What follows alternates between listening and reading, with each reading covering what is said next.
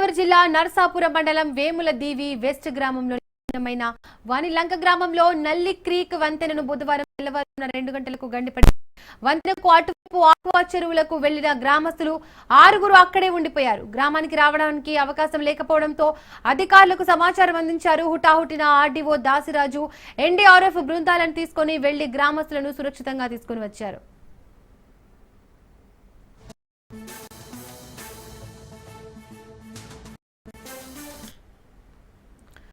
ఇదే అంశానికి సంబంధించి మోర్ డీటెయిల్స్ మా ప్రతినిధి సతీష్ అందిస్తారు. సతీష్, చిక్కుకున్న 6 అధికారులు ఎలాంటి సహాయక చర్యలు అందిస్తున్నారు? డీటెయిల్స్ ఏంటి? దీపిక, పశ్చిమ గోదావరి జిల్లా నరసాపురం మండలం చిన్నలంక వద్ద సముద్రం పోర్టుకు నల్లకిక్కు వంతెనకు గండి పడింది. ఇది రాత్రి సుమారు 2 గంటల టైంలో అయితే గండి పడింది. ఇక్కడ అంటే గోదావరి సముద్ర ఉధృతకు ఈ గోదావరి సముద్ర ఉధృతకు ఇది ఎక్కువగా తెగిపడింది. గండి పడింది. దీంతో వేలాది ఎకరాల చెరువులు నీట మునిగాయి. ఆక్వా రైతులకు తీవ్ర నష్టం. గత కొద్ది కాలంగా ఈ వంతెన పడడంతో మత్స్యకారులు కొత్త వంతెన నిర్మించాలని అక్కడ ఎవరైతే స్థానిక ఎమ్మెల్యే ఎవరైతే ఉన్నారో అక్కడ ఎమ్మెల్యేకు అలా నేతలకు కూడా వినిపిస్తూనే వస్తున్నారు. ఇటీవల ప్రభుత్వం 25 లక్షలు మంజూరు చేసింది వంతెనకు. పనులు చేద్దామనుకునే సమయంలో శిథిల వ్యవస్థలో గండి పడటంతో సముద్ర వేటకు వెళ్లే మత్స్యకారులకు రోడ్డు మార్గం లేకుండా పోయింది. గండి పడే సమయంలో వంతెన అవతల అంటే గండి పడే సమయంలో వంతెన అవతల 6 ఆక్వా రైతులు అయితే చిక్కుకున్నారు. సమాచారం అందుకున్న నర్సాపురం ఆర్డీఓ దాసిరాజు ఎన్డీఏ సిబ్బందిని రప్పించి రైతులను అయితే సురక్షిత ప్రాంతాలు చేరుకున్నారు. అంటే అక్కడ ఉదయమే ఆక్వాకు సంబంధించి ఊరిలోంచి రైతులు బయటికి వెళ్లాలంటే అదే రోడ్డు మార్గం గుండా బయటికి వెళ్ళవలసి వస్తుంది. అంటే ఒక చెరువులకు సంబంధించి ఒక దానాలు కావచ్చు, లేకపోతే ఒక చెరువులకు సంబంధించిన ఏదైనా సరే ఎక్కడ దాటి వెళ్ళాలంటే ఈ రోడ్డే మెయిన్ మార్గంగా కావచ్చు. దీనికి సంబంధించి అక్కడ ఎప్పుడైతే రాత్రి 2 గంటల సమయంలో గండి ఎప్పుడైతే పడిందో అప్పుడు ఆర్డీఓ దాసరాజు అయితే ఆర్డీఓ బృందాలని రంగంలో దింపి 6 కూడా సురక్షిత ప్రాంతాలు చేర్చడం జరిగింది. Deepika. Right Satish, thank you.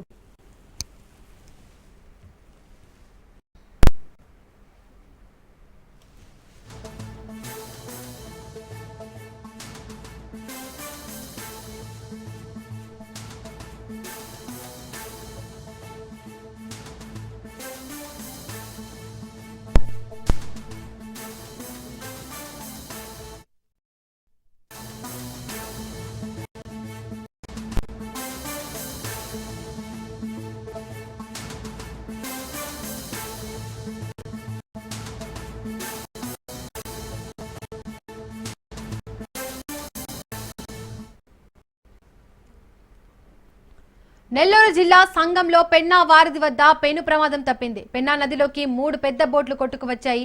Penna నది నుంచి ఇసుకను తరలించేందుకు 3 పడవలు ఉంచారు. తుఫాను నేపథ్యంలో పక్కనే ఉన్న ఓ వంతెనకు వాటిని కట్టారు.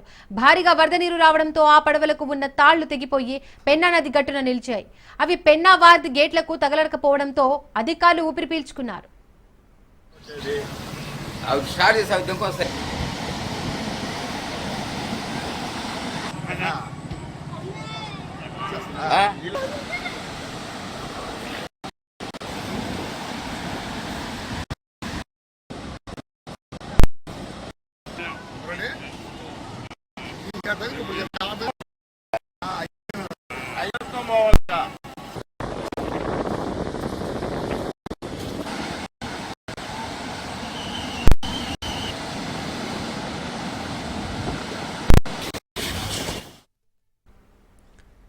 నెల్లూరు జిల్లా సంగంలో పెన్నా వారధి వద్ద పెను ప్రమాదం తప్పింది. పెన్నా నదిలోకి 3 పెద్ద బోట్లు కొట్టుకువచ్చాయి. పెన్నా నది నుంచి ఇసుకను తరలించేందుకు 3 పడవలు ఉంచారు అక్కడ. సరే, ఇదే నేపథ్యంలో మరింత సమాచారం మా ప్రతినిధి చరిత్ అందిస్తారు. చరిత్, డీటెయిల్స్ ఏంటి?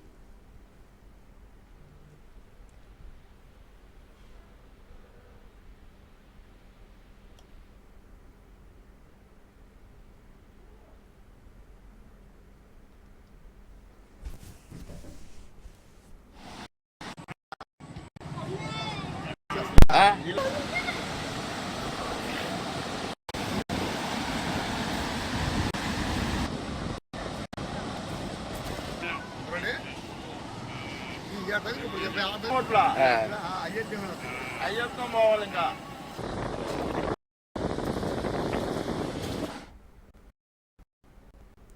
నెల్లూరు జిల్లా సంఘంలో పెన్నా వారధి వద్ద పెను ప్రమాదం తప్పింది. పెన్నా నదిలోకి 3 పెద్ద బోట్లు కొట్టుకువచ్చాయి. మరింత సమాచారం మా ప్రతినిధి చరిత్ అందిస్తారు. చరిత్. Thank you Deepika. ఏదైతే పెను ప్రమాదమే దీన్ని చెప్పాలి. ఏదైతే మోంతా తుఫాను ప్రభావంతో అయితే మాత్రం ఎగువ ప్రాంతాల్లో విస్తారంగా వర్షాలు కురుస్తున్నాయి. సోమశిల జలాశయానికి సుమారు 40,000 క్యూసెక్కుల నీళ్లు వస్తుండడం, అలాగే ఇన్ఫ్లో కూడా ఆ ఇన్ఫ్లో 40,000 క్యూసెక్కులు ఉండడం, అవుట్ ఫ్లో వచ్చేసరికి 37,000 క్యూసెక్కులు నీరు కిందకు వదిలిపెడుతున్నారు. ఈ యొక్క వరద ప్రవాహానికి అయితే మాత్రం ఏదైతే ఇసుకను తోడేందుకు ఏర్పాటు చేసినటువంటి పెద్ద పెద్ద బోట్లు అక్కడ కట్టేసి ఉంచారు. వాళ్ళు ఆ ఇసుక ఏదైతే అక్కడ కట్టేసి ఉంచారో పై ప్రాంతంలో కట్టేసి ఉంచారు. ఈ వరద ప్రవాహానికి ఆ బోట్లు అత్యంత వేగంగా కొట్టుకొని వచ్చి ఇక్కడ ఏదైతే సంగం బ్యారేజ్ వద్దకైతే మాత్రం కొట్టుకొని వచ్చి ఆగైనటువంటి పరిస్థితి చెప్పాలి. ఈ గేట్లు కానీ అదే ఫోర్స్ తో వచ్చి ఏదైతే క్రస్ట్ గేట్లు కానీ ఢీ కొట్టుంటే మాత్రం పెను ప్రమాదం సంభవించడం కూడా అధికారులు అంచనా వేస్తున్నారు. అయితే మాత్రం ఇలాంటి దుర్ఘటన అంటే ఇసుక మాఫియా ఏ స్థాయిలో రెచ్చిపోతుంది అక్కడ ఇది ఖచ్చితంగా దీన్ని మనం ఖచ్చితంగా ఉదాహరణగా చెప్పాల్సిన పరిస్థితి ఉందని చెప్పాలి. అయితే 3 బోట్లు ఇసుకను తోడేటటువంటి బోట్లు అంటే దగ్గర వారం రోజుల నుంచి అధికారులు హెచ్చరిస్తున్నారు. సుమారు 10-15 రోజుల నుంచి పెన్నా పరివాహక ప్రాంతానికి పెద్ద ఎత్తున వరద నీరు కిందకి ఇన్ఫ్లో వస్తున్నటువంటి పరిస్థితి ఉందని చెప్పాలి. ఈ పరిస్థితుల్లో అంటే ఇసుక తోడేటటువంటి బోట్లు ఒక పక్కన ఉంచాల్సిన పరిస్థితి ఉండేది. అంటే వీరు నిర్లక్ష్యంగా ఆ బోట్లను అక్కడ కట్టివేసి వెళ్ళడం, ఆ తాళ్లు తెగిపోవడం, ఆ ప్రవాహానికి అవి అదే ఫోర్స్ లో వచ్చి ఈ పెన్నాకు సంబంధించినటువంటి ఏదైతే సంగం బ్యారేజ్ వద్దకైతే మాత్రం వచ్చి ఆగినటువంటి పరిస్థితి. వీటిని అంటే ఈ ఘటన మనం ఎట్ట చూడాల్సిన పరిస్థితి ఉంటుందని చెప్పాలంటే ఖచ్చితంగా ఇది కృష్ణా నది మీద కృష్ణా బ్యారేజ్ పై ఏ రకంగా అయితే మాత్రం బోట్లు కొట్టుకొచ్చి ఇక్కడ క్రస్ట్ గేట్ లో ఇరుక్కుపోయిన పరిస్థితి ఉందని చెప్పాలో అలాంటి ఘటన ఇక్కడ చోటు చేసుకునేటువంటి పరిస్థితి ఏర్పడింది. అయితే ఇక్కడ మన అదృష్టం ఏంటంటే ఈ యొక్క క్రస్ట్ గేట్లు తగలకుండా ఒక పక్కకైతే వచ్చాగే ఆ బోట్లు అదే ఆ వేగంతో అంటే వరద ప్రవాహం వచ్చినటువంటి వేగంతో ఇనుప బోట్లు కానీ క్రస్ట్ గేట్లు ఢీకొట్టుగా ఉంటే మాత్రం పెను ప్రమాదమే సంభవించి ఉంటుంది. కానీ సంగం బ్యారేజ్కే పెను ముప్పు వచ్చేటువంటి పరిస్థితి ఉందని చెప్పాలి.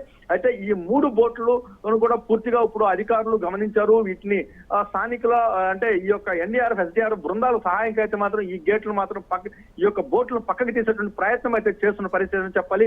దీనిపై అయితే మాత్రం ఖచ్చితంగా ఇసుక మాఫియా పై అయితే మాత్రం ఉక్కుపాదం మోపాల్సిన పరిస్థితి ఉందని చెప్పాలి. అంటే ఇంత నిర్లక్ష్యంగా వీళ్ళు అంటే ఎంతో నిర్లక్ష్యంగా వ్యవహరించినటువంటి ఈ ఇసుక మాఫియా పై మాత్రం ఖచ్చితంగా పోలీసులు కానీ ఈ యొక్క సంబంధిత అధికారులు దృష్టి సారించిన పరిస్థితి ఉండడం మన స్థానికులు తెలియజేసిన పరిస్థితి ఉంది. Deepika. Right Chari, thank you.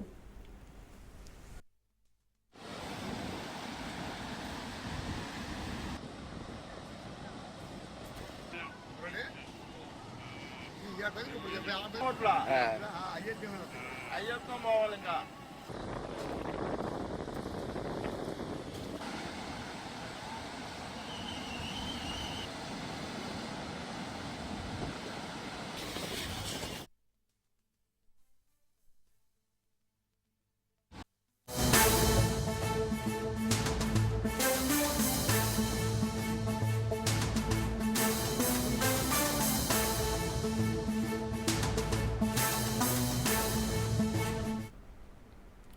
Konaseema జిల్లాలోని కరవాక నుండి అంతర్వేది వరకు భారీ గాలి వీస్తుండటంతో అలలు ఉవ్వెత్తున ఎగిసిపడి ఇసుక తుఫాను ఉరకలేస్తోంది. తీరం దాటిన తుఫాన్ ఎఫెక్ట్తో కోనసీమ జిల్లాలో భారీ వర్షాలు కురుస్తాయని వాతావరణ శాఖ అధికారులు తెలిపారు. సకినేటిపల్లి మండలం అంతర్వేది పల్లవపాలెం గ్రామంలో అర్ధరాత్రి అమలాపురం ఎంపీ హరీష్ బలయోగి పర్యటించారు. తుఫాన్ ప్రభావం సదురు గ్రామంలో తీవ్రంగా ఉన్నందున వార్తల నేపథ్యంలో అర్ధరాత్రి 1 గంటకు అమలాపురం నుండి బయలుదేరి అంతర్వేది పల్లవపాలెం చేరుకున్నారు.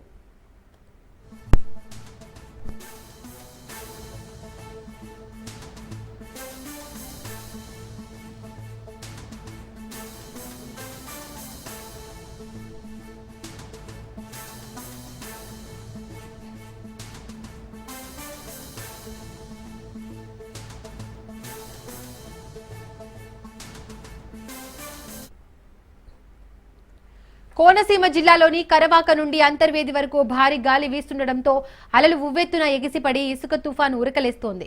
తీరం దాటిన తుఫాన్ ఎఫెక్ట్ తో కోనసీమ జిల్లాలో భారీ వర్షాలు కురుస్తాయని వాతావరణ శాఖ అధికారులు తెలిపారు. సకినేటిపల్లి మండలం అంతర్వేది పల్లవపాలెం గ్రామంలో అర్ధరాత్రి అమలాపురం ఎంపీ హరీష్ బలయోగి పర్యటించారు. తుఫాన్ ప్రభావం సదరు గ్రామంలో తీవ్రంగా ఉంటుందన్న వార్తల నేపథ్యంలో అర్ధరాత్రి 1 గంటకు అమలాపురం నుండి బయలుదేరి అంతర్వేది పల్లవపాలెం చేరుకున్నారు.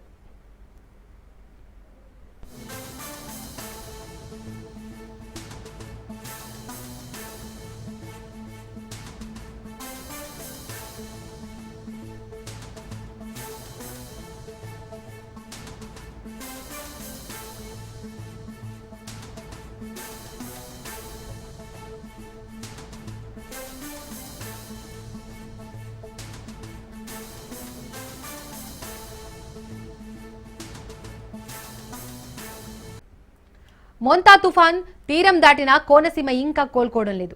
భారీ చెట్లు, విద్యుత్ స్తంభాలు విరిగిపడి ప్రజలకు ఇబ్బందులు కలుగుతున్నాయి.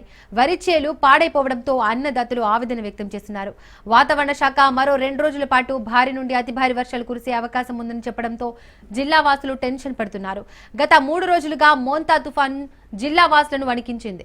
గతంలో 1996లో చవి చూసిన తుఫాన్ అనుభవంతో ముఖ్యంగా కాట్రేనికోన మండల తీర ప్రాంత గ్రామాల వాసులు భయభ్రాంతులకు గురవుతున్నారు.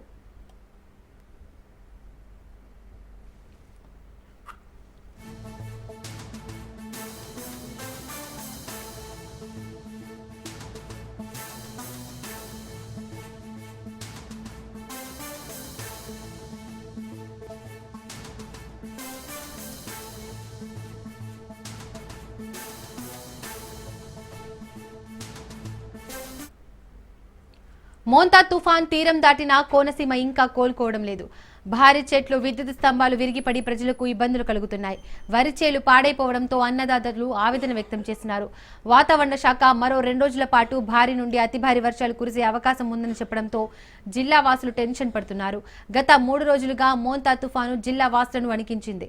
గతంలో 1996లో చవి చూసిన తుఫాన్ అనుభవంతో ముఖ్యంగా కాట్రేనికోన మండల తీర ప్రాంత గ్రామాల వాసులు భయభ్రాంతులకు గురవుతున్నారు.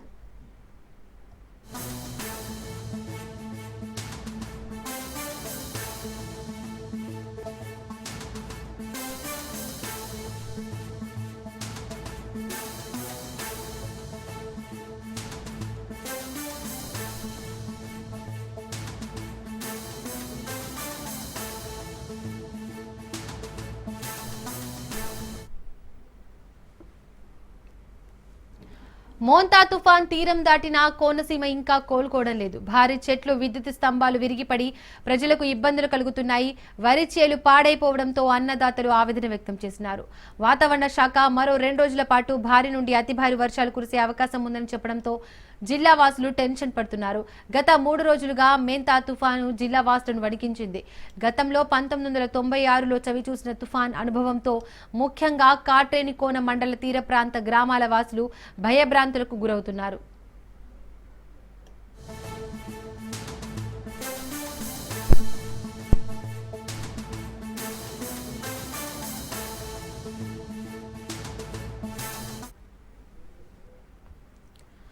మోంతా తుఫాన్ తీరం దాటిన కోనసీమ ఇంకా కోలుకోవడం లేదు. భారీ చెట్లు, విద్యుత్ స్తంభాలు విరిగిపడి ప్రజలు తీవ్ర ఇబ్బందులు పడుతున్నారు. దీనికి సంబంధించి మోర్ డీటెయిల్స్ మా ప్రతినిధి దత్తు అందిస్తారు. దత్తు, అక్కడ కోనసీమ జిల్లాలో భారీ చెట్లు, విద్యుత్ స్తంభాలు విరిగిపడి ఇబ్బందులు పడుతున్నారు ప్రజలు. అధికారులు ఎలాంటి సహాయక చర్యలు చేపడుతున్నారు? ఇంకా మరో 2 రోజులు కూడా వర్షాలు ఉన్నట్టుగా తెలుస్తోంది. డీటెయిల్స్ ఏంటి? దీపిగా కోనసీమ అంబేద్కర్ కోనసీమ జిల్లా వ్యాప్తంగా పెద్ద ఎత్తున రాత్రి అయితే కనుక ఒక ప్రళయం గండం గడిచిందనే చెప్పొచ్చు. ఏదైతే మోందా తుఫాన్ ఉందో ఈ తుఫాను ఫస్ట్ కాకినాడ దగ్గర తీరం దాడుతుందని చెప్పేసి వాడిని అందరూ ఐఎండీ భావించింది. అయితే దాన్ని దిశ మార్చుకుని నరసాపురం అంటే అంతర్వేది దగ్గర నుంచి మచిలీపట్నం మధ్యలో గారి నరసాపురం ప్రాంతంలో తీరం దాటినట్టు కూడా అధికారికంగా ఐఎండీ ప్రకటించింది. ఈ నేపథ్యంలో రాత్రి అయితే కనుక ప్రళయ రాత్రి అనేది చెప్పొచ్చు. పెద్ద ఎత్తున గాలులు వీచాయి. దగ్గర 90 కిలోమీటర్ల నుంచి 110 కిలోమీటర్ల వేగంతో గాలులకి ప్రధానికం అంతా కూడా హడలిపోయింది, భయపడిపోయింది. చిన్నపిల్లలు అయితే కనుక కంగారు పడవలసిన పరిస్థితి తలెత్తింది. ఈ దెబ్బతో పూరీళ్లు కూలిపోయాయి. అలాగే పాకలు ఉప్పు కూలిపోవడం జరిగింది. రేకుల చెట్లు ఎగిరిపోవడం జరిగింది.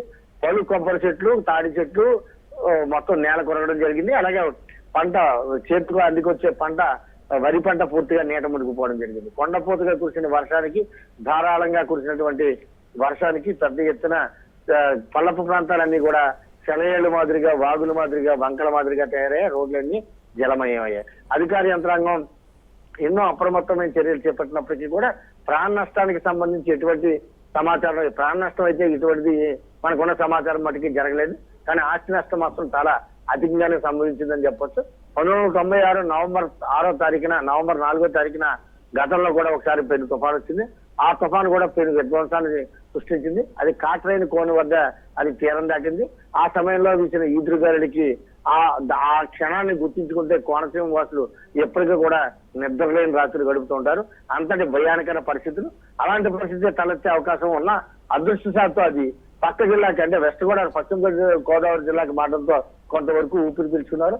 అయితే వెస్ట్ గోదావరి జిల్లా వాసులు మాత్రం తీవ్ర భయాన్ని, అలాగే నష్టాన్ని చెబుతూడవలసి వచ్చింది. ఏది ఏమైనా సరే ప్రాణ నష్టం లేకపోయినప్పటికీ ఆస్తి నష్టం మాత్రం అపారంగానే ఉందని చెప్పొచ్చు. ముఖ్యంగా అధికార యంత్రాంగం చేసిన చర్యలు అయితే మాత్రం అందరూ శభాష్ అంటున్నారు. బాగా ఎలక్ట్ చేయడం, తీర ప్రాంతంలో ఉన్నటువంటి, పల్ల ప్రాంతాల్లో ఉన్నటువంటి ప్రజలందరినీ కూడా సురక్షిత ప్రాంతాలకు తరలించడం, వారికి పునరావాస కేంద్రాలకు తరలించడం, వారికి ఆహార సదుపాయాలు అందజేయడం, అలాగే విపత్కర పరిస్థితులు వస్తే ఏ విధంగా ఎదుర్కోవడం దాని మీద ముందుగానే మోటివేట్ చేయడం, ఇవన్నీ ముందుగా చెప్పడంతో ఒకంత పరిణామంగా చెప్పొచ్చు. అయితే ఓవర్ ప్రచారం మాత్రం అధికమైపోయింది. సోషల్ మీడియాలో కావచ్చు, లేకపోతే ఇతరత్ర మీడియా మాధ్యమాల్లో ఆ తుఫాను వచ్చి మొత్తం ముంచేస్తుంది, రకరకాల ప్రయాణానికి దారితీస్తున్నట్టు అతిగా చేసిన ప్రచారం మాత్రం కొంత ఎబ్బెట్టిగానే అనిపించిందని చెప్పొచ్చు. ప్రస్తుతానికి అయితే కనుక, అయితే ఎలక్ట్ చేసేలో భాగంగా ప్రభుత్వం ఒకరికి చెప్తుంటే తమ వ్యూస్ కోసం ఈ యొక్క సోషల్ మీడియాలో అధికంగా రకరకాల దుష్ప్రచారాలు చేయడం మాత్రం ప్రజల్ని భయం కబ్బితులు చేసింది. దీని మీద అధికార యంత్రాంగం కూడా చాలా సీరియస్ వార్నింగ్ ఇచ్చింది.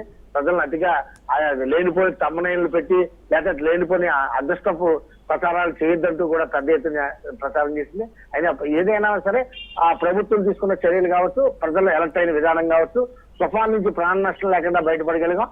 ఆస్తి నష్టం ఇప్పుడు, అంటే వరి పంట ఎంత నష్టం వచ్చింది, కొబ్బరి పంట ఎంత నష్టం వచ్చింది, అలాగే హార్టికల్చర్ అంటే కూరగాయలు లేకపోతే అరటి చెట్లు ఇలాంటి పంటల వాటికి సంబంధించి ఎంత నష్టం వచ్చింది దాని మీద అంచనా వేసే పనిలో అధికార యంత్రాంగం ఉంది. అత్యధికంగా నరసాపురంలో మాత్రం నిన్న ఉదయం నుంచి రాత్రి వరకు 48 సెంటీమీటర్ల వర్షం కురిసిందని అధికారికంగా మనకి లెక్కల్లో తెలిసింది.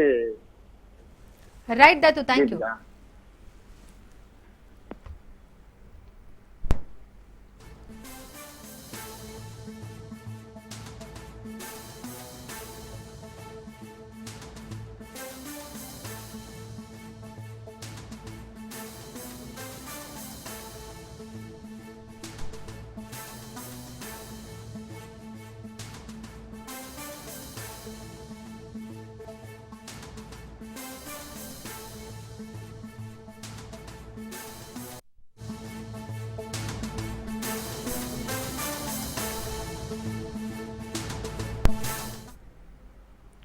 మోంతా తుఫాన్ పై సీఎం చంద్రబాబు ఏకధాటిగా సమీక్ష నిర్వహిస్తున్నారు. ముప్పును అంచనా వేస్తూ సహాయక చర్యల్ని పర్యవేక్షిస్తూ క్షేత్రస్థాయిలోని మంత్రులు, ప్రజాప్రతినిధులు, అధికారులని ఎప్పటికప్పుడు అప్రమత్తం చేస్తూ చంద్రబాబు అర్ధరాత్రి 11:30 వరకు సచివాలయంలోని ఆర్టీజీ కార్యాలయంలోనే విరామం లేకుండా గడిపారు. మంగళవారం అర్ధరాత్రి వరకు ఆయన సుమారు 15 టెలి వీడియో కాన్ఫరెన్స్లు, సమీక్షా సమావేశాలు నిర్వహించారు. అలాగే తుఫాను పరిస్థితులపై పర్యవేక్షించాలనే ఉద్దేశంతో మంత్రి లోకేష్ రాత్రంతా కూడా సచివాలయంలోనే ఉండిపోయారు.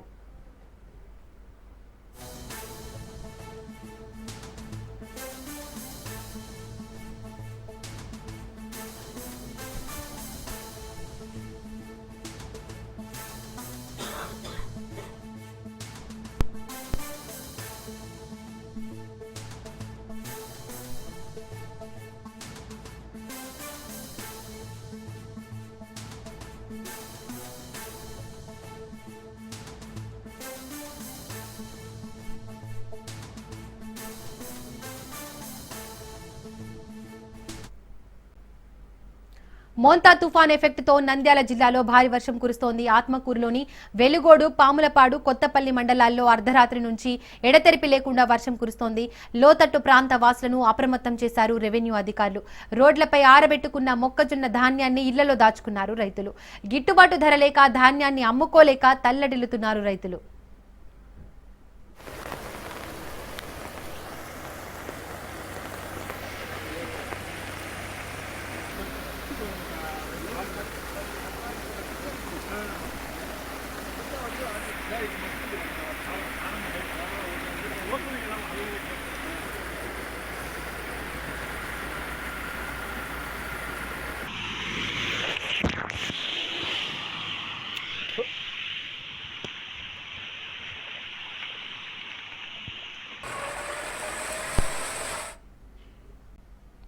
పశ్చిమ గోదావరి జిల్లా నర్సాపురం నియోజకవర్గంలో అర్ధరాత్రి సముద్ర తీర ప్రాంతంలోని బియ్యపు తిప్ప గ్రామంలో పునరావాస కేంద్రంను మంత్రి నిమ్మల రామానాయుడు, ఎమ్మెల్యే బొమ్మిడి నాయకర్ కలిసి పరిశీలించారు. పునరావాస కేంద్రంలోని ప్రజలకు అందుతున్న సౌకర్యాల గురించి అడిగి తెలుసుకున్నారు. ప్రభుత్వం అండగా ఉంటుందని వారికి ధైర్యం చెప్పారు. అనంతరం పెద్ద మైనివానిలంక పేరుపాలెం దగ్గర జరుగుతున్న రక్షణ చర్యలను పరిశీలించి అధికారులకు తగు సూచనలు చేశారు. ఏం పేరు నీ పేరు? మీదేంటి ఇల్లు ఏంటి? తడ్డగిల్లమ్మా, రేకుల షెడ్డా?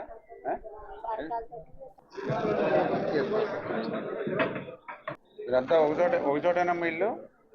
వేరు వేరా? చంద్రబాబు నాయుడు గారు, పవన్ కళ్యాణ్ గారు, నారా లోకేష్ గారు అక్కడ సెక్రటరియట్లో ఉండి ఎప్పటికప్పుడు టెలికాన్ఫరెన్స్ పెట్టుకుని చూస్తూ ఉండమన్నారు అందరినీ. ఎమ్మెల్యేలని, మంత్రులు అందరూ ఫీల్డ్లో ఉన్నారు. ఎన్ని మార్కులు వస్తాయి 10th? ఫస్ట్ క్లాస్ వచ్చేయాలి.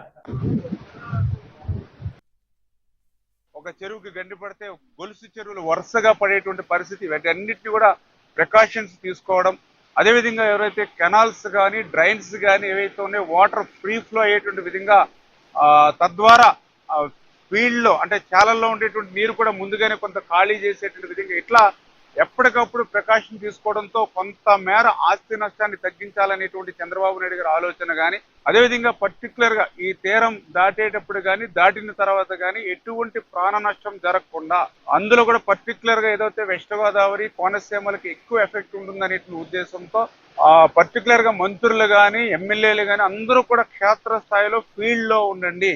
ఎవరైతే ఆ యొక్క గ్రామాల్లో ఉన్నటువంటి పూరిళ్ళలో కానీ మట్టిళ్ళలో కానీ ఎవరైతే ఉంటున్నారో వాళ్ళందరినీ కూడా పునరావాస శిబిరాలకు తరలించాలి.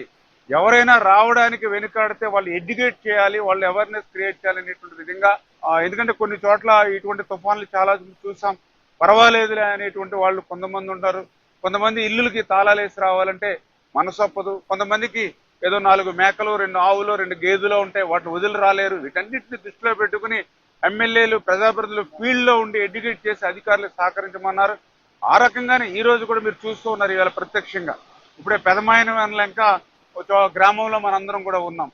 మరి ఇవాళ ఈ రోజనే గత 2 రోజుల నుంచి కూడా మరి ఈ ప్రాంతంలో మన ఎమ్మెల్యే నాయకర్ గారు కానీ, అదేవిధంగా మన రామరాజు గారు కానీ, అదేవిధంగా ఆర్డీఓ, అదేవిధంగా ఇక్కడ అగ్నికుల క్షత్రియులు కూడా పెద్ద ఎత్తున కమిటీలు, యూత్ అందరూ కూడా ముందుండే సహాయ కార్యక్రమాలు పెద్ద ఎత్తున చేశారు. పునరావాస శిబిరాల్లో కూడా ఇప్పుడే మనం చూసాం. ఎక్కడికి ఎవ్వరికి కూడా ఎటువంటి లోటు లేకుండా మరి సహాయ కార్యక్రమాలన్నీ కూడా జరుగుతున్నటువంటి పరిస్థితి.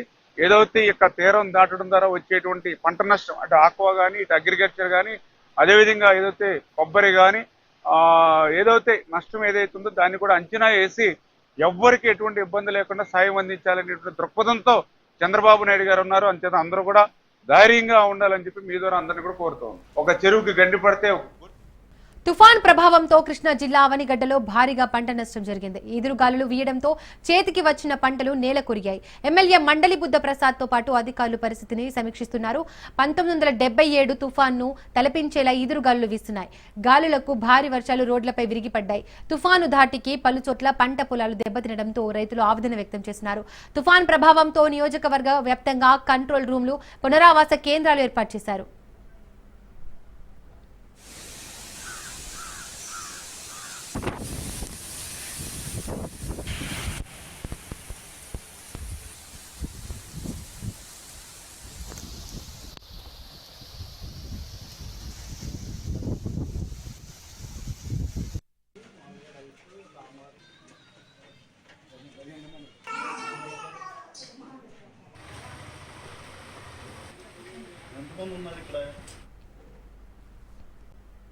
మోంతా తుఫాన్ కారణంగా నంద్యాలలో భారీ వర్షం కురుస్తోంది. పాలేరు వాగు పొంగడంతో చామ కాలువ ఉధృతంగా ప్రవహిస్తోంది. చామ కాలువ సమీపంలోని లోతట్టు ప్రాంతాల్లోకి వరద నీరు భారీగా చేరింది. పక్కీర్పేట, సుందరయ్య నగర్, సలీం నగర్, విశ్వనగర్, భగత్ సింగ్ కాలనీలో ఉన్న ఇళ్లలోకి వరద నీరు చేరడంతో మున్సిపల్, రెవెన్యూ అధికారులు ప్రజలను అప్రమత్తం చేసి సురక్షిత ప్రాంతాలకు తరలిస్తున్నారు.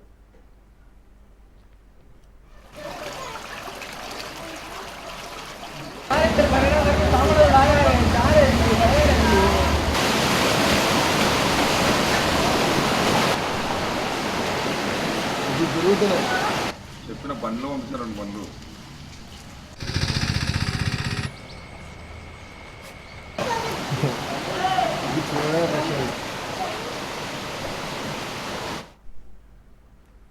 ఏపీని గజగజలాడించిన మోంతా తుఫాన్ తీరం దాటింది. మచిలీపట్నం, కళింగపట్నం మధ్య కాకినాడకు దక్షిణంగా నరసాపురానికి దగ్గరలో తీరం దాటినట్లు ఐఎండీ ప్రకటించింది. మంగళవారం రాత్రి 11:30 నుంచి 12:30 మధ్యలో మోంతా తీరం దాటే ప్రక్రియ పూర్తయినట్లు వాతావరణ శాఖ పేర్కొంది. తీరం దాటినప్పటికీ భూభాగంపై తీవ్ర తుఫాన్గానే కొనసాగుతోంది. తీరం దాటే సమయంలో గంటకు 12 కిలోమీటర్ల వేగంతో తుఫాన్ కదిలింది. మోంతా ఉత్తర వాయువ్యంగా తెలంగాణ మీదుగా ప్రయాణించి ఇవాళ మధ్యాహ్నం ఛత్తీస్గఢ్ దగ్గర మరింత బలహీనపడనుంది. తుఫాన్ ప్రభావంతో ఈదురుగాలులు వీస్తున్నాయి. గంటకు 85 కిలోమీటర్ల నుండి 95 కిలోమీటర్ల వేగంతో గాలులు వీస్తున్నాయి.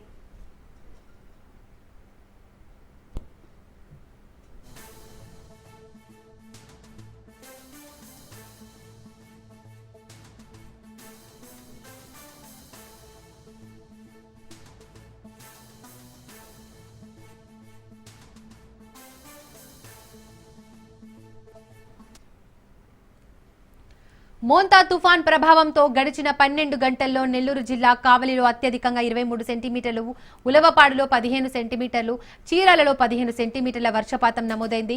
ఇవాళ కోస్తాంధ్ర, తెలంగాణలోని పలు జిల్లాలకు రెడ్ అలర్ట్ జారీ చేశారు. తుఫాన్ ప్రభావంతో ఏపీ వ్యాప్తంగా భారీ వర్షాలు కురుస్తున్నాయి. కోస్తా జిల్లాలో భారీ వర్షాలు పడుతున్నాయి. ఏపీ, తెలంగాణ, ఒడిశా, తమిళనాడు, కేరళ, కర్ణాటక రాష్ట్రాల్లో వర్షాలు కురుస్తున్నాయి.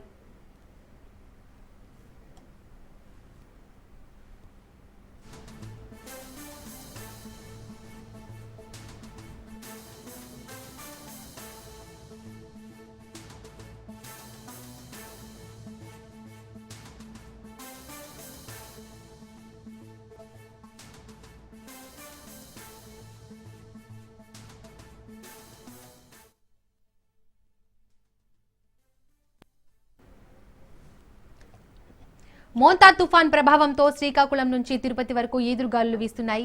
భారీ వర్షాలు కురుస్తున్నాయి. 22 జిల్లాల్లోని 403 మండలాలపై తుఫాన్ ప్రభావం ఉంది. 1204 పునరావాస కేంద్రాలు ఏర్పాటు చేసింది ప్రభుత్వం. 75,802 మందిని తరలించింది. వారికి అక్కడ ఆహారం, ఇతర సౌకర్యాలు కల్పించింది. సుమారు 4.4 లక్షల ఎకరాల్లో వరి, పత్తి, మొక్కజొన్న, పెసర సహా ఉద్యాన పంటలు దెబ్బతిన్నాయని ప్రాథమిక నివేదికలు అందాయి.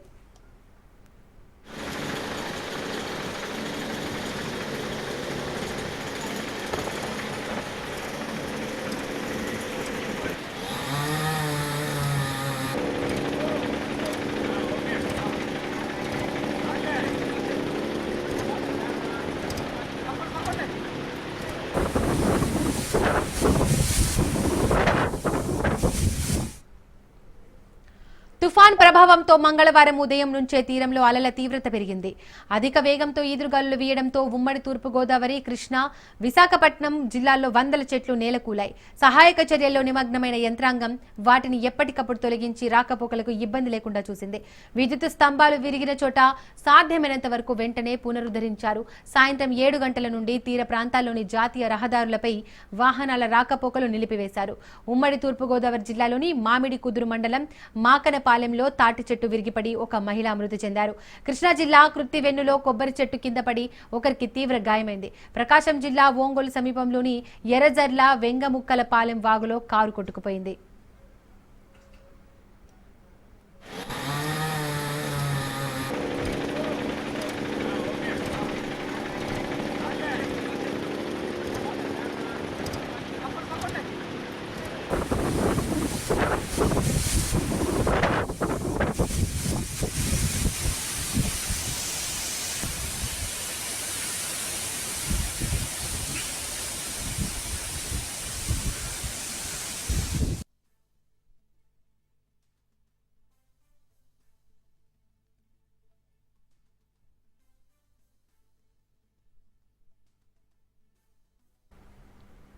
తుఫాన్ ప్రభావంతో కురిసిన వానలకు కోత కంకి దశలో ఉన్న వరి నేలవాలిందే. రైతులకు తీరని నష్టం జరిగింది. అంబేద్కర్ కోనసీమ తూర్పుగోదావరి జిల్లాలో 35,000 ఎకరాల్లో పంటలకు నష్టం జరిగింది. శ్రీకాకుళం నుండి తిరుపతి జిల్లా వరకు అన్ని చోట్ల వ్యవసాయ ఉద్యాన పంటలు దెబ్బతిన్నాయి. కృష్ణా జిల్లాలో వరి, అరటి, బొప్పాయి తోటలు నేలవాలాయి. ప్రకాశం జిల్లాలో ఉద్యాన పంటల నష్టం అధికంగా ఉంది. శ్రీకాకుళం జిల్లాలో 350 హెక్టార్లలో పంట నష్టం జరిగిందని ప్రాథమికంగా అధికారులు అంచనా వేశారు. విజయనగరం జిల్లాలో 12 మండలాల్లో సుమారు 7,000 ఎకరాల వరి నేలవాలింది.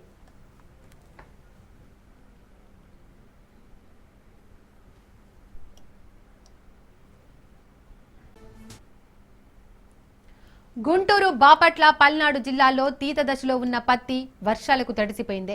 ఈనె దశ నుంచి గింజ పాలు పోసుకునే దశలో ఉన్న వరి భారీ గాలులకు నేలవాలింది. వాగుల వెంబడి ఉన్న మిరప తోట నీట మునిగింది. కంకి దశలో ఉన్న మొక్కజొన్న, పూత దశలో ఉన్న కంది, కోత దశలో ఉన్న వేరుశెనగ, అపరాలు వర్షాలకు దెబ్బతిన్నాయి. అరటి, కంద, బొప్పాయి గాలుల తీవ్రతకు ధ్వంసమయ్యాయి.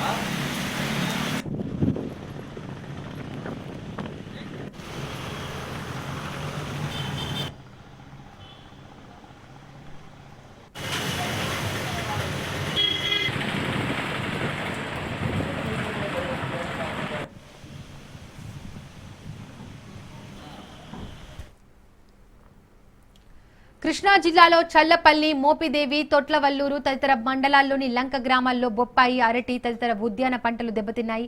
875 హెక్టార్లలో వరి, 107 హెక్టార్లలో మినుము పంటలు దెబ్బతిన్నట్లు ప్రాథమికంగా అంచనా వేశారు.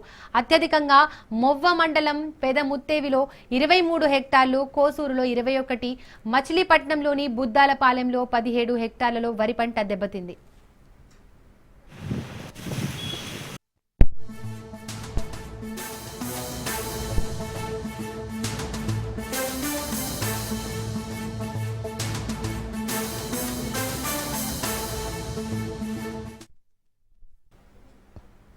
ఏపీని గజగజలాడించిన మోంతా తుఫాన్ తీరం దాటింది. మచిలీపట్నం, కళింగపట్నం మధ్య, కాకినాడకు దక్షిణంగా, నరసాపురానికి దగ్గరలో తీరం దాటినట్లు ఐఎండీ ప్రకటించింది. మంగళవారం రాత్రి 11:30 నుంచి 12:30 మధ్యలో మోంతా తీరం దాటే ప్రక్రియ పూర్తయినట్లు వాతావరణ శాఖ పేర్కొంది. తీరం దాటినప్పటికీ భూభాగంపై తీవ్ర తుఫాన్గానే కొనసాగుతోంది. తీరం దాటే సమయంలో గంటకు 12 కిలోమీటర్ల వేగంతో తుఫాన్ కదిలింది. మోంతా ఉత్తర వాయువ్యంగా తెలంగాణ మీదుగా ప్రయాణించి ఇవాళ మధ్యాహ్నం ఛత్తీస్గఢ్ దగ్గర మరింత బలహీనపడనుంది. తుఫాను ప్రభావంతో ఈదురుగాలులు వీస్తున్నాయి. గంటకు 85 కిలోమీటర్ల నుండి 95 కిలోమీటర్ల వేగంతో గాలులు వీస్తున్నాయి.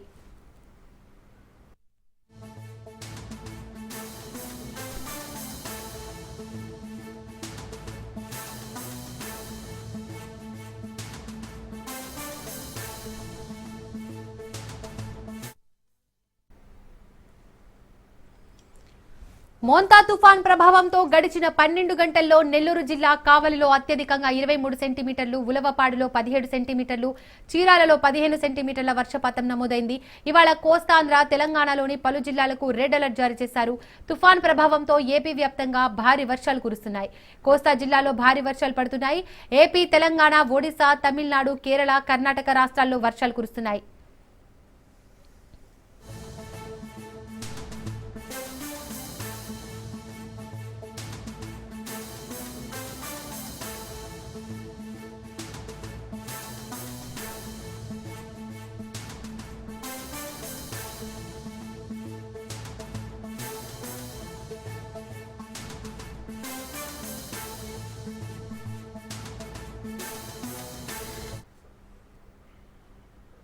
మోంతా తుఫాన్ ప్రభావానికి సంబంధించి మరింత సమాచారం మా ప్రతినిధి దత్తు అందిస్తారు. దత్తు, మోంతా తుఫాన్ ఎఫెక్ట్ ఏ విధంగా ఉంది? ఏపీలోనే కాకుండా ఇతర జిల్లాలు, ఇలా ఇతర రాష్ట్రాల్లో దీని ప్రభావం ఏ విధంగా ఉంది? మోంతా తుఫాన్ తీరం దాటినప్పటికీ దాని ప్రభావం ఇంకా 2 రోజులు కొనసాగే అవకాశం ఉందంటున్నారు అధికారులు. ఇప్పటి వరకు జరిగిన నష్టం ఏంటి? అధికారులు ఎలాంటి చర్యలు చేపడుతున్నారు? డీటెయిల్స్ ఏంటి? మోంతా తుఫాన్ ఏదైతే అది తీరాన్ని తీరాన్ని దాటినప్పటికీ కూడా దాని ఎఫెక్ట్ ఇంకా 3 రోజుల పాటు ఉండే అవకాశం ఉంది. ఎందుకంటే చిన్న చితక తుఫాన్ కాదు, చాలా పెద్ద తుఫాన్ ఇది. బంగాళాఖాతంలో ఏర్పడినటువంటి తుఫాను ఆగ్నేయ దిశగా ప్రయాణించి నరసాపురం నుంచి మచిలీపట్నం మధ్యలో, ఈ యొక్క కళింగపట్నం మధ్యలో ఇది తీరాన్ని తాకింది, తర్వాత తీరాన్ని దాటింది. ఇది ప్రస్తుతం అయితే కనుక భూభాగం మీద ఉంది. సముద్ర భాగంలో, నీటి భాగంలో ఉన్నప్పుడు తుఫాను యొక్క తీవ్రత అధికంగా వర్షాలు ఉంటాయి, పెను గాలులు వీస్తుంటాయి. అది తీరాన్ని తాకినప్పుడు అది మరింత వాయుగుండంగా బలపడుతుంది. క్రమేపీ అది బలహీనపడుతూ ముందుకు వెళ్తూ ఉంటుంది. ప్రస్తుతం అయితే కనుక ఐఎండీ చెప్తున్న అంచనాల ప్రకారం చూసుకుంటే కనుక ఈ రోజు సాయంత్రానికల్లా ఛత్తీస్గఢ్ వరకు అది ప్రయాణించిన తర్వాత అది బలహీనపడుతుందని చెప్పేసి చెప్తున్నారు. అయితే దాని ప్రభావంతో ఇటు ఆంధ్ర, తెలంగాణ, ఒరిస్సా ఈ రాష్ట్రాల్లో పెద్ద ఎత్తున వర్షాలు కురుస్తూ ఉంటాయి. ఇప్పటికీ పెను గాళ్ళు కూడా వస్తుంది. నిన్న రాత్రి అయితే కనుక ఫస్ట్ గా కాకినాడ ప్రాంతంలో తీరాన్ని దాటుతుందని చెప్పి ఎక్స్పెక్ట్ చేశారు. అయితే కాకినాడ ప్రాంతం, కాకినాడ వద్ద తీరాన్ని తాకకుండా అది కాకినాడ నుంచి ఇంకొక 95 కిలోమీటర్లు ఎదరంటే అంతర్వేది వద్దకి అది ఒక సెంటర్ ఆఫ్ పాయింట్ ఎంచుకుంది. అక్కడి నుంచి అంతర్వేది దగ్గర నుంచి మచిలీపట్నం మధ్యలో తీరాన్ని దాటి ఆ తీరాన్ని తాకింది. తీరం అంటే సముద్రంలోంచి భూభాగం మీద ప్రవేశించి బయటకు వెళ్ళింది. అయితే దాని ఎఫెక్ట్ సందర్భంగా పలు చోట్ల ఇప్పటికే రైతులు చాలా తీవ్రంగా నష్టపోయారు. కొబ్బరి పంట నష్టపోయారు. ఏదైతే హార్టికల్చర్, కూరగాయలు కావచ్చు, అరటి మొక్కలు కావచ్చు, లేకపోతే అంతర్ పంటలు అంటారు, అంటే వరి కాకుండా పండించే మిగతా పంటలని, ఆ పంటలు ఏవైతే ఉన్నాయో అవన్నీ కూడా పూర్తిగా దెబ్బతిన్నాయి. అధికార యంత్రాంగం, ముఖ్యంగా విద్యుత్ వ్యవస్థ తీవ్రంగా అంతరాయం ఏర్పడింది. కమ్యూనికేషన్ వ్యవస్థకి సంబంధించి ఆ స్తంభాలు కావచ్చు, వైర్లు కావచ్చు పెద్ద ఎత్తున డిస్టర్బ్ అయ్యి వాటిని ఎక్కడెక్కడ రెక్టిఫై చేస్తున్నారు, ఎక్కడికెక్కడ రిపేర్ నిర్వహిస్తారు. చాలా చోట్ల, చాలా గ్రామాల్లో ఈ ఉభయ గోదావరి జిల్లాలో అంటే తుఫాన్ ఎఫెక్టెడ్ ఏరియాస్ లో కూడా చాలా ప్రాంతాల్లో ఉదయం మంచినీరు లేకుండా పోయింది. దానికి కారణం ఏంటంటే మంచినీరు రావాలంటే అండర్ గ్రౌండ్ వాటర్ కావచ్చు, లేకపోతే చెరువు నుంచి కావచ్చు, ట్యాంకుల్లోకి ముందు మోటార్ల ద్వారా తోడాలి. మోటార్ల ద్వారా తోడాలి అంటే దానికి విద్యుత్ సరఫరా ఉండాలి. అయితే ఈ రాత్రి వీచిన బలమైన పెనుగాలుల కారణంగా విద్యుత్ సరఫరాకి తీవ్ర అంతరాయం ఏర్పడింది. దీని నేపథ్యంలో మంచినీరు తాగడానికి కూడా ఆ మోటార్లు పనిచేయకపోవడంతో మంచినీటి వ్యవస్థ కొంచెం అంతరాయం ఏర్పడింది. వాటిని రెక్టిఫై చేసే పనులు అధికార యంత్రాంగం పడింది. చాలా చోట్ల కరెంటులకు కావచ్చు, పరిశ్రమలకు కావచ్చు కరెంట్ లేకుండా పోయింది. అలాగే రోడ్లు కూడా చెట్లు పడిపోవడం, ఎలక్ట్రికల్ పోల్ పడిపోవడంతో రోడ్లు కూడా చెట్లు, వాటన్నింటినీ కూడా సరి చేసే పనులు ఆహార్నిస్లు అధికార యంత్రాంగం దాని మీద దృష్టి పెట్టింది. ఎక్కడికక్కడ 1 by 1 షార్ట్ అవుట్ చేసుకుంటూ వెళ్ళేవారు. అలాగే ఏదైతే తీర ప్రాంతంలో ఉన్నటువంటి ప్రజానికం ఎవరైతే ఉన్నారో వీరు ముంపు బారిన పడతారు. ఆకాశాలు తాకిడి పడినప్పుడు రకరకాల ప్రాణ నష్టాలకు సంబంధించే అవకాశం ఉంది. ఈ నేపథ్యంలో మీరు సురక్షిత ప్రాంతాలకు రావాలి, పునరావాస కేంద్రాలకు రావాలంటూ ప్రభుత్వం ఎలక్ట్ చేసింది. వారంతా పునరావాస కేంద్రాలకు వచ్చారు. నేను వాళ్ళ పొద్దున వరకు కూడా వారు పునరావాస కేంద్రాల్లోనే ఉన్నారు. వారంతా కూడా తిరిగి స్వస్థలానికి ఇంటికి వెళ్తున్నారు. ఇంటికి వెళ్లే సమయంలో ప్రభుత్వం ఒక కుటుంబానికి 3,000 రూపాయలు చొప్పున ఖర్చులకు ఉంటాయని చెప్పి డబ్బులు కూడా అందజేస్తే ప్రయత్నం చేస్తోంది. అలాగే 25 కేజీలు చొప్పున బియ్యం కూడా ఇస్తుంది. ఈవేళ మధ్యాహ్నం వరకు ఆహార సదుపాయాలన్నీ కూడా ఆ పునరావాస కేంద్రాల్లోనే ఏర్పాటు చేసింది. మీరు అడిగినట్టు నష్ట తీవ్రత ఎంత ఉంది అంటే దీని మీద సంబంధించి హార్టికల్చర్ డిపార్ట్మెంట్, అలాగే రెవెన్యూ డిపార్ట్మెంట్ వీరంతా కూడా ఆల్రెడీ ఇప్పటికే లెక్కలు ప్రారంభించారు. వర్ష తీవ్రత ఎక్కడ అధికంగా ఉంది, అలాగే పంట నష్టం ఎక్కడ అధికంగా ఉంది, పంట నష్టం అయితే పాక్షికంగా నష్టపోయిందా, పూర్తిగా నష్టపోయిందా, అలాగే కొబ్బరి చెట్లు అయితే కనుక ఎన్ని పడిపోవడం జరిగింది, అలాగే చెరుకు పంట ఎంత దెబ్బతింది, పత్తి పంట ఎంత దెబ్బతింది, అలాగే మొక్కజొన్నకి సంబంధించిన పంట ఎంత దెబ్బతింది, కూరగాయలు ఎంత దెబ్బతిన్నాయి, వీటి మీద లెక్కలు వేసే పనిలో ఉన్నారు.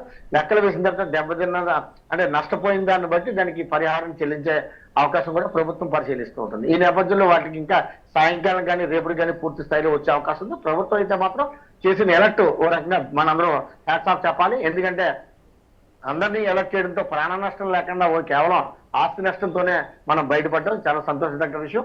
గతంలో తుఫాను వచ్చినప్పుడు సమాచారం లేకపోవడంతో ఎక్కడ తీరం దాడుతుందో అన్న విషయం తెలియక మామూలుగా అలర్ట్ గా ఉండేవారు కాదు. దాంతో విపరీతమైన ప్రాణ నష్టం వచ్చింది. కానీ ఈసారి సమాచార వ్యవస్థ, రాడార్ వ్యవస్థ అద్భుతంగా టెక్నాలజీ డెవలప్ అవడం, తద్వారా మనం తుఫాన్ తీరంతో దాటే ప్రాంతాన్ని ముందుగానే కనుక్కోవడం, 2-3 గంటల ముందే కనుక్కోవడం, తద్వారా ఎలర్ట్ చేయడం, మనం భద్రతగా ఉండడంతో ఈ యొక్క ప్రాణ నష్టం తప్పిందని చెప్పొచ్చు. ప్రస్తుతానికి అయితే కనుక ఈ వర్షాల తీవ్రత మరొక 2 రోజుల పాటు కొనసాగే అవకాశం ఉంది. ప్రస్తుతం అయితే కనుక తూర్పుగోదావరి జిల్లా అలాగే విశాఖ జిల్లాలో కూడా వర్షాలు పడుతున్నాయి. మనం చూడొచ్చు ఈ క్లౌడీ అట్మాస్ఫియర్ తో పాటు చినుకులతో కూడా వర్షం పడుతుంది. పొద్దు నుంచి కూడా నిన్న రాత్రి అంత పెనుగాలులు లేకపోయినప్పటికీ కూడా కొంచెం గాలుల తీవ్రత విండ్ పవర్ అయితే 30 నుంచి 40 కిలోమీటర్ల వేగంతో ఉన్నాయని చెప్పొచ్చు. మోనిక దీపిక.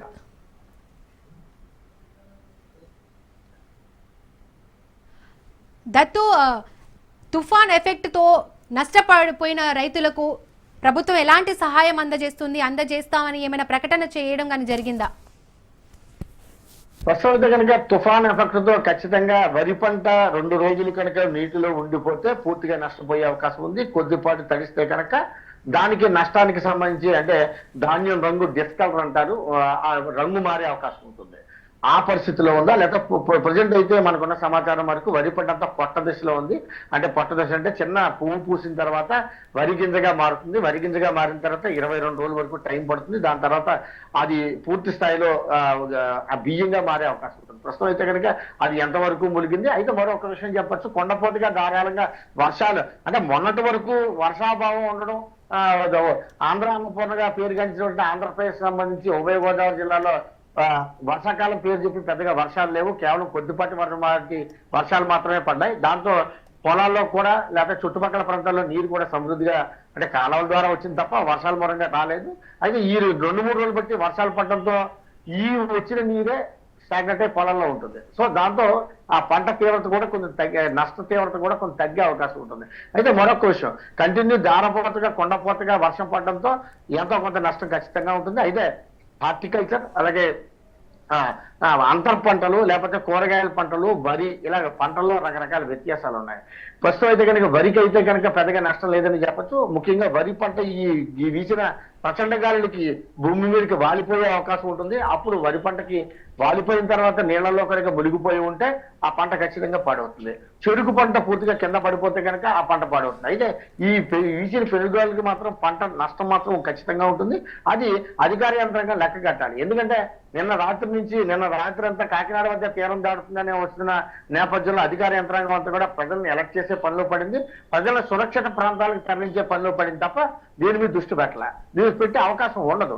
ప్రస్తుతం అయితే కనుక తుఫాను వేరే చోట ఏదైతే నరసాపురం తీరం దాటం, దాంతో ఇక్కడ ఈ చుట్టుపక్కల ప్రజానికం అంతా ఊపిరి పీల్చుకోవడం, అధికార యంత్రాంగం కూడా ఊపిరి పీల్చుకుంది. ప్రజెంట్ అయితే కనుక ఇప్పుడు ప్రాణ నష్టం లేకుండా మనం జాగ్రత్త పడగలిగాం. ఇప్పుడు పంట నష్టం ఎంత వచ్చింది, అది ఏ పంటకి సంబంధించి నష్టం వచ్చింది, ఎంత నష్టం వచ్చింది దాని మీద క్యాల్కులేషన్ అంచనా వేసే పనిలో అధికార యంత్రాంగం ఉంటుంది. వారు ఉదయం నుండి కూడా ఇప్పటికే ప్రారంభించారు. పొలాలు తిరుగుతున్నారు. మునిగిపోయిన పంట వల్ల మునిగిపోయిన ఏర్పడిందా లేకపోతే గాలులకు ఏర్పడిందా అన్న దాని మీద అంచనాకు రావాల్సి ఉంటుంది. అంచనాకు వచ్చిన తర్వాత నష్ట తీవ్రత ఎంత ఉంది, అదంటే ఈ పంట మునిగిపోయిన తర్వాత మళ్ళీ తిరిగి పనిచేస్తుందా లేకపోతే పాక్షికంగా దెబ్బతిందా, సంపూర్ణంగా దెబ్బతిందా, ఇలాంటి క్యాల్కులేషన్స్ ఉంటాయి. అవన్నీ కట్టిన తర్వాత కానీ మనం పూర్తిగా చెప్పలేం. ప్రస్తుతం అయితే కనుక అధికార యంత్రాంగం మునిగిపోయిన పొలాలు అలాగే ఇదే ఈ కొండపోతగా కురిసిన వర్షాలకి ఇల్లు కూడా కొన్ని చోట్ల చాలా చోట్ల కుప్పకూలిపోవడం జరిగింది. వాటికి సంబంధించి కూడా లెక్క కట్టే పనిలో ఉన్నారు. మా సాయంకాలం కానీ రేపు కానీ పడిపోయిన ఇల్లు ఎన్ని ఉన్నాయి, వరి పంట ఎంత దెబ్బతింది, హార్టికల్చర్ పంట ఎంత దెబ్బతింది, ఇలాంటి వాటి మీద పూర్తి స్థాయిలో అధికార యంత్రాంగం ఒక నివేదిక ప్రభుత్వానికి సమర్పిస్తుంది. దాని తర్వాత దానికి సంబంధించి వ్యవసాయ శాఖ అధికారులు ఎంత నష్టపోయింది, ఎంత వరకు పంట ఇదైందన్న విషయాన్ని ప్రకటించే అవకాశం ఉంది. దాని తర్వాత నష్టపరిహారం కూడా అందజేసే అవకాశం ఉంటుంది. Right Dattu, thank you.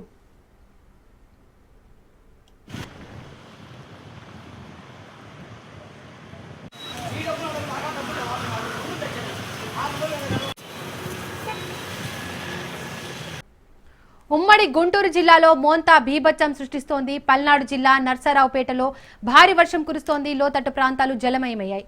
వరద నీటిలో వాహనాలు ఆగిపోయాయి. కనీసం హెచ్చరిక బోర్డులు కూడా ఏర్పాటు చేయలేదు అధికారులు. వాహనదారులు తీవ్ర ఇబ్బందులు పడుతున్నారు.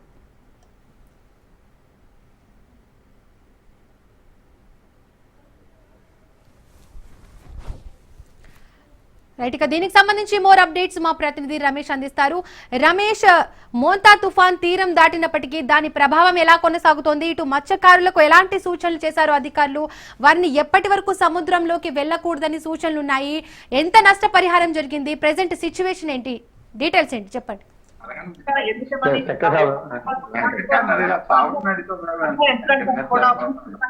క్షణం కూడా వర్తిస్తున్నటువంటి పరిస్థితి రాత్రి 11 గంటల తీరు దాటిన పెద్ద ఎత్తున కూడా గాలులు పూర్తి స్థాయిలో కూడా సముద్రాలు అలలు పొంగి పొరులుతున్నటువంటి పరిస్థితి అయితే కనపడుతుంది. ప్రస్తుతం మన పల్నాడు జిల్లా నరసరావుపేట హైవే దగ్గర మనం ఉన్న నరసరావుపేటకి పూర్తిగా కూడా రాకపోకలు ఆగిపోయినటువంటి పరిస్థితి కనపడుతుంది. ఈ నేపథ్యంలోనే ప్రజాప్రతినిధి డాక్టర్ చెదలవాడ అరవింద్ బాబు మనతో పాటున్నారు.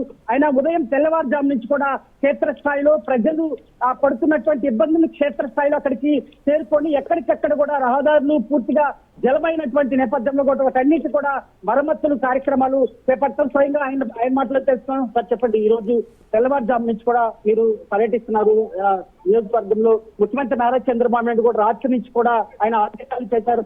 ప్రజా ప్రతినిధులు పూర్తి స్థాయిలో ప్రజలకు అందుబాటులో ఉండాలి, ప్రజా సమస్యలు ఎక్కడ కూడా ఇబ్బంది పడకుండా అధికార యంత్రాంగాన్ని చెప్తున్నటువంటి పరిస్థితి. ఎలా కొనసాగుతుంది సహాయక చర్యలు?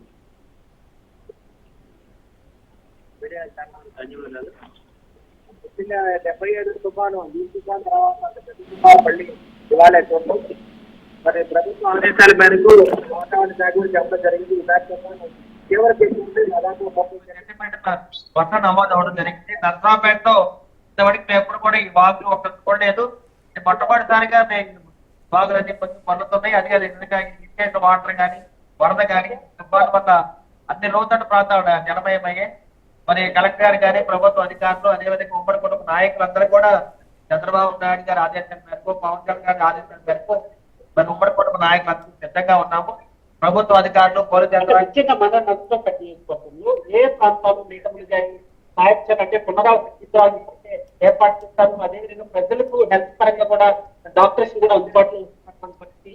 ఎలాంటి చర్యలు కొనసాగుతుంది? పునరావృతం నర్సరావుపేట 34 వార్డు బీసీ కాలనీ ప్రాంతం పాటు అదేవిధంగా Chandrababu Naidu colony, SRKT colony, LT Nagar ఇవన్నీ కూడా జలమయమైపోయాయి లోతట్టు ప్రాంతాలు కాబట్టి మరి చుట్టూ ఉన్న వాగులన్నీ కూడా లోతట్టు ప్రాంతాలకు నీరు రావడం జరిగింది. అదేవిధంగా సహాయ చర్యలు కూడా దగ్గర ఉండి కలెక్టర్ గారు కొంతమందిని ప్రజల్ని కొంచెం తరలించుకోవడం జరిగింది అనమాట. తాగునీరు కానీ అదేవిధంగా మరి ఆహార పదార్థాలు కూడా కొరత లేకుండా అందుబాటులో ఉన్నాయి. వల్ల ఈ వర్షం ఆగితే కానీ సహాయకరం చేపట్టడానికి మేమంతా కూడా సిద్ధంగా ఉన్నాం. ఇప్పటికి కూడా 4 జేసీబీలు తీసుకొని కలెక్టర్ మేము కమిషనర్ మరి ఇక్కడంతా కూడా లోతట్టు ప్రాంతాలు తిరిగి మరి నీటిని నిలబెడతా ఉన్నాము. ఇటువంటి పరిస్థితుల్లో ప్రజలకు ఇబ్బంది లేకుండా ప్రజలను తరలించి వారికి ఆస్తి నష్టం కానీ ప్రాణ నష్టం జరగకుండా అంటే రాత్రి కూడా దాదాపు 4 గంటల పాటు కరెంట్ అంతరాయం కలిగింది. ఆ సబ్స్టేషన్ లో కూడా నీళ్ళు వచ్చేటువంటి పరిస్థితి 130 కేవీ చెడిపోయిందని కూడా రాత్రి అధికారులు చెప్పినటువంటి పరిస్థితి. వాటికి ఎలాంటి జాగ్రత్తలు తీసుకున్నారు? ఎందుకంటే విద్యుత్ శాఖ అధికారులు కీలక పనిచేస్తున్నారు. ఈ దివి తుఫాను జరిగిన నష్టం ఏ విధంగా ఉంది? అనంతరం ప్రాణ నష్టంగా ఆచరణ జరిగింది. ఇవాళ మరి వాతావరణ అధికారులు గారి చంద్రబాబు నాయుడు గారి ఆదేశాల మేరకు అందరం కూడా సిద్ధంగా ఉన్నాము. ఈ వర్షాల వల్ల 30 సెంటీమీటర్లు మరి నమోదైంది కాబట్టి సబ్స్టేషన్ కూడా నీట మునిగిపోయింది కాబట్టి మరి సురక్షిత మొత్తానికి వాళ్ళు కరెంట్ ఆపేయడం జరిగింది. పీటర్లు కూడా ఆపేయడం జరిగింది కాబట్టి మళ్ళీ ఇప్పుడు కరెంటు రిలీజ్ చేయడం జరిగింది. సహాయ చర్యలు చేయడంలో ప్రభుత్వం సిద్ధంగా ఉంది. ఎటువంటి ఇబ్బంది లేకుండా ప్రజలు కాపాడుకుంటాము. ఆస్తి నష్టం కానీ ప్రాణ నష్టం లేకుండా కాపాడుతాము. ప్రజలకు ఇబ్బందులు లేకుండా మరి నిర్వాసిత ప్రాంతానికి చేరవేసుకుంటాం. అదేవిధంగా మరి ప్రజలు కూడా సిద్ధంగా ఉన్నారు. పక్కన జిల్లాల వాళ్ళకి సహాయం చేయడానికి అన్ని విధాల మీడియా సోదరులు కానీ నారా చంద్రబాబు ప్రజాప్రతినిధులకి ఎంపీలు కానీ ఎమ్మెల్యేలు కానీ కీలక ఆదేశాలు జారీ చేశారు. పూర్తి స్థాయిలో లీడర్ నుంచి క్యాడర్ వరకు పూర్తి స్థాయిలో ప్రజలకు సహాయకర్తలు ఉండాలి అని చెప్పారు. ఎలాంటి సూచనలు చేశారు ముఖ్యమంత్రి నారా చంద్రబాబు ఎలా పాటు? అదే తెలుగుదేశం పార్టీ కానీ ఉమ్మడి కుటుంబ నాయకులందరూ కూడా మరి ప్రతిపక్షంలో ఉన్నప్పుడు కూడా ఇటువంటి నాయకులు సిద్ధంగా ఉన్నాము. ప్రతిపక్షంలో ఉన్నప్పుడు కరోనా టైంలో కూడా దాదాపు 43,000 మందికి మరి నిత్యావసర వస్తువులు సరఫరా చేయడం జరిగింది. అదేవిధంగా ఈ తుఫాను మరి దృష్టిలో పెట్టుకొని చంద్రబాబు నాయుడు గారు ఆదేశాల మేరకు మేమందరూ కూడా రాష్ట్ర అంతా కూడా సిద్ధంగా ఉన్నాము. రాత్రంతా కూడా మరి కార్యకర్త నాయకులు అందరం కూడా మరి మా పార్టీ ఆఫీసులో ఉండటం జరిగింది. ఎక్కడైతే లోతట్టు ప్రాంతాల్లో నీట మునిగిపోతున్నాయి వాటిని రక్షించడానికి జేసీబీని పెట్టుకొని మేము సిద్ధంగా ఉన్నాము. తప్పనిసరిగా ప్రజలకు ఇబ్బంది లేకుండా అండగా ఉంటామని చెప్పి ప్రభుత్వ పరంగా నారా చంద్రబాబు నాయుడు గారు పవన్ కళ్యాణ్ మాటగా నర్సరావుపేట ఎమ్మెల్యేగా నేను ఎప్పుడు కూడా నిత్యం ప్రజల్లో ఉంటాను. తెల్లవారుజాము 4 గంటల నుంచి కూడా నేను ప్రజల్లో ఉన్నాను. లోతట్టు ప్రాంతాలను కూడా చూడటం జరిగింది. తప్పనిసరిగా ఈ తుఫాన్ అనే బీభత్సం ఎక్కువ ఉంది కాబట్టి ప్రజలకి కొంచెం ఇబ్బంది జరుగుతుంది. అయినా కానీ వాళ్ళకి అండగా ఉంటామని చెప్పి మీడియా మున్సిపల్ శాఖ పట్టణంలోనే ఈ విధంగా ఉంది. గ్రామాల్లో కూడా తీవ్రంగా వరద వచ్చేటట్టు పల్నాడు ప్రాంతం తీవ్రంగా వరద గ్రామాల పరిస్థితి గ్రామాల ఇవాళ ఏంటంటే మండలాలు కానీ గ్రామాల్లో కానీ ఈ తుఫాన్ తీవ్రత చాలా తక్కువ ఉంది. బాగు లేవు ఎక్కువ. అదేవిధంగా ఆశ్రద్ధ కానీ ప్రాణం కానీ ఎక్కడ జరగలేదు. ఈ సిటీస్ ఏమవుతుందంటే ఆక్రమణకు గురైంది. ఈ డ్రైన్స్ అన్ని కూడా వాటిని ఇల్లు కట్టుకోవడం, అదేవిధంగా ప్రభుత్వం యొక్క నియంత్రణ లేకపోవడం, 2019, 2024 మధ్యలో విపరీతమైన ఇనిషియేటివ్ చేయడం వల్ల ఈ నీటి సరఫరా జరగట్లేదు అనమాట. బాగు అన్ని కూడా కూడుకుపోయింది. దీని మీద నియంత్రణ చర్యలు తీసుకుని వాటి అన్ని కూడా మళ్ళీ సరైన చర్యలు తీసుకోవాలని చెప్పి ప్రభుత్వాన్ని తెలియజేస్తున్నాను. తప్పనిసరిగా మళ్ళీ బాగా వర్షం పడతా ఉంది. వాళ్ళంతా కూడా డే టైం అంతా వర్షం పడేటట్టు ఉంది కాబట్టి ప్రజలందరూ కూడా అప్రమత్తంగా ఉండాలి. మీడియా సోదరులు కూడా ప్రజలకు అండగా ఉండాలని చెప్పి తెలియజేస్తున్నారు. ఎమ్మెల్యేగా నేనైతే కూడా 24/7 అందుబాటులో ఉంటాను. వైద్య శాఖ కానీ, ఎలక్ట్రిసిటీ వాళ్ళు కానీ, అదేవిధంగా పోలీస్ శాఖ అందరూ కూడా సిద్ధంగా ఉన్నారు. వ్యవసాయ అధికారులు కూడా అన్ని చోట్ల సిద్ధంగా ఉన్నారు. చంద్రబాబు నాయుడు గారి ఆదేశాల మేరకు ముందుగానే మరి చెప్పడం జరిగింది కాబట్టి అందరూ కూడా సిద్ధంగా ఉన్నాము. ప్రజలు కూడా ఇటువంటి వాతావరణంలో ప్రభుత్వానికి అండగా ఉండడానికి సిద్ధంగా ఉన్నారు. ఈ పరిస్థితి ఇంకా మొత్తం మనం విజువల్స్ లో స్పష్టంగా చూసుకోవచ్చు. స్థానిక ఎమ్మెల్యేలు కూడా క్షేత్ర స్థాయిలో ఇక్కడికి వెళ్తారు. మనం విజువల్స్ లో స్పష్టంగా చూసుకోవచ్చు.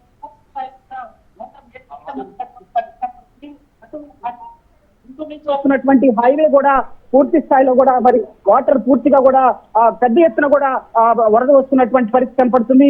మనం చూసుకోవచ్చు, విజువల్స్ లో స్పష్టంగా చూసుకోవచ్చు. అదే